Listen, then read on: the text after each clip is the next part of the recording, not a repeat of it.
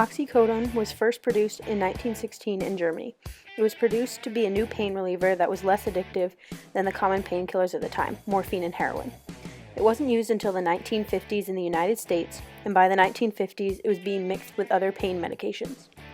The mixing of pain medications led to the development of Percodan, oxycodone, and aspirin, but was taken off the market in 1974 due to the anti-clotting properties of aspirin. Percocet was developed in response to the failure of Percodan in 1974. Percocet is the combination of oxycodone and acetaminophen and is one of the most commonly used pain relievers today. This medication is used to help relieve moderate to severe pain, used to treat patients struggling with pain sustained from injuries, surgeries, and disorders. Percocet is classified as a Schedule II drug. This means that Percocet has a high abuse potential, which may lead to severe psychological or physical dependence. Percocet, being a painkiller, was designed for specific receptors. Some of these receptors reside in the following areas. In the brain, Percocet binds to receptors in many parts of the brain. Many of these regions are involved in pain reception, emotion, reward, and addiction. In the brainstem, this region controls breathing. Respiratory depression is a dangerous side effect often cited as the cause of death in cases of overdose. In the spinal cord, transmission of pain signals are dampened by opioid binding to the receptors on the cells.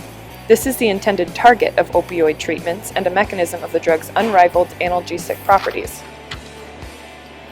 In the peripheral neurons, nociceptors, or pain receptors, along the periphery also have binding sites, and this is another way that opioid drugs curb pain sensation. And in the intestines, opioid receptors affect peristalsis, causing one of the more prominent side effects of opioid use, constipation. Some of the negative side effects in the different parts of the body are as follows. In the central nervous system, there's hallucination, confusion, fainting, and dizziness. In the mouth, tongue, and lips, there's swelling.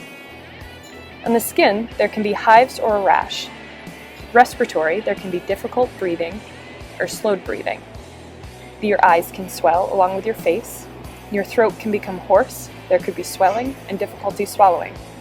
In your heart, there could be fast or slow heartbeats. In the muscular system, there could be seizures or weakness.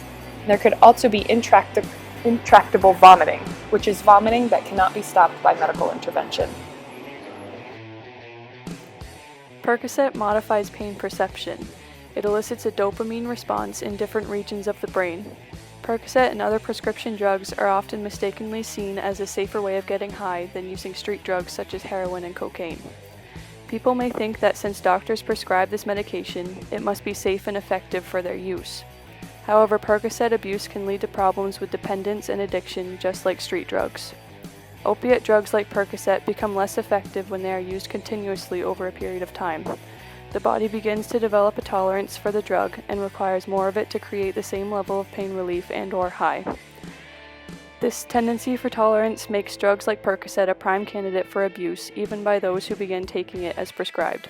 Reasons someone might begin abusing Percocet include increased comfort in social situations, avoid feeling bored, escape problems in real life, receive attention from parents or friends, change the way other people see them, change the way they see themselves, and some acquire the drug illegally in order to experience the desirable effects.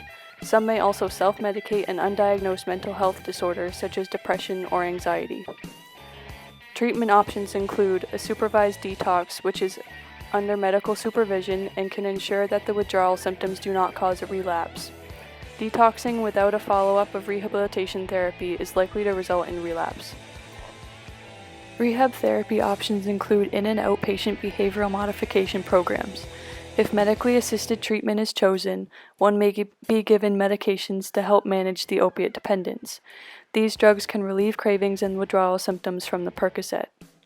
Outpatient drug and alcohol treatment consists of assisting the addict in building awareness and understanding about the nature of their addiction. Some sessions may focus on figuring out people, places, and things that trigger the use or feelings of use of the drug.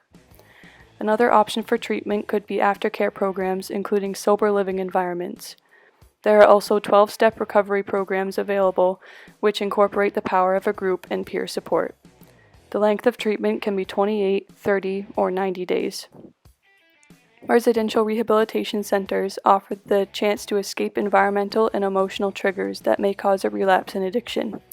This is arguably the most effective way to receive treatment with the most successful results because addicts are guided by specially trained rehabilitation professionals and there's little chance for relapse. 1.9 million people in the U.S. meet abuse or dependency criteria for prescription opioids. Native American individuals between the ages of 50 and 59 are the most common painkiller abusers. 18% of individuals 65 years or older with chronic pain exhibit dependency to prescription painkillers, while 1 in 10 high school seniors in the U.S. admit to abusing prescription painkillers. Percocet abuse is common in individuals recovering from an injury or surgery because it is commonly prescribed for their pain management. Painkiller abuse represents 3/4 of the problem of prescription drug abuse. In 2007, opioids were involved in more overdose deaths in the U.S. than heroin and cocaine combined.